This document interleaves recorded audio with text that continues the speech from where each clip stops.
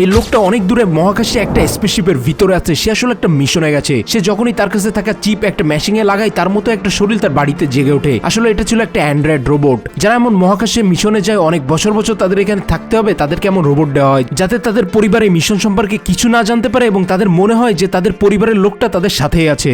একদিন ওই লোকটার অ্যান্ড্রয়েড শরীর পৃথিবীতে তার ঘরে শুয়েছিল। তখন সে নিচে কিছু শব্দ শুনে সে একটা লাঠি নিয়ে দেখতে আসে যে নিচে কি হচ্ছে। এখানে কিছু লোক ছিল যারা এসে এই অ্যান্ড্রয়েড রোবটকে বলতে থাকে, তুমি যে টেকনোলজি ব্যবহার করতেছো এটা খুবই খারাপ এবং তারা এটা নষ্ট করতে এসেছে। তারা সাথে সাথে এই লোকটার উপরে হামলা করে দেয়। একজন তার একটা হাত কেটে ফেলে, কিন্তু সেখানে কোনো রক্ত ছিল না, সেখানে ঠান্ডা এক ধরনের ধাতু ছিল।